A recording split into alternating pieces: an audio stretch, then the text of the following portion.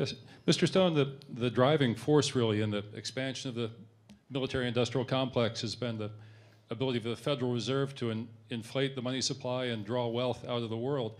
Have you ever thought of making a movie about the history of the Federal Reserve, in particular how John... Don't you think this is tough enough? God almighty.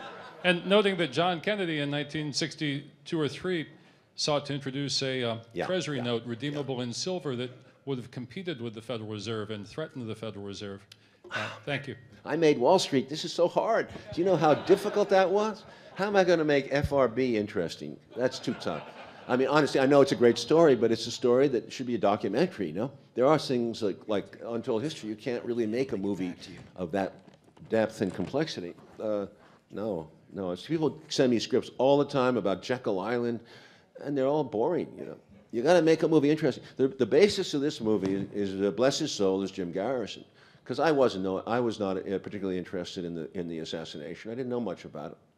I bought the story, but I read Garrison's book, and you know what? It was a great thriller, and as a movie director, I was drawn to that material. Now, then I met Garrison. Then I read up on it because obviously I didn't want to do that kind of thing if it was not true. I had to do a significant amount of research, but at first it was all, this works. It was like Z.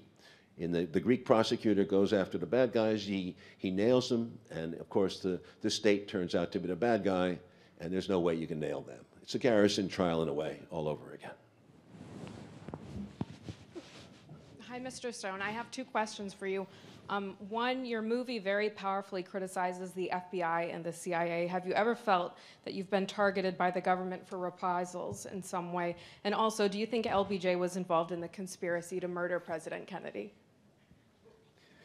Well, as I said at the time of the film, I won't go any further than I would only say that he was definitely involved in a cover-up, because there's 2 sides to this thing. There's an operational side, and then there's a cover-up side, and one does not need to know the other. The cover-up exists in the fact that you create the Warren Commission and you appoint the guy that Kennedy fired from the CIA precisely because he was corrupt, Dulles. So that's crazy. And the ties of Johnson to business, Texas, et cetera, and why Kennedy went to Texas, Johnson has some things to answer for. I wish he were alive, but I don't want to make that accusation. And Johnson was sitting there. He heard the shots. They went over his head. He was the first one down.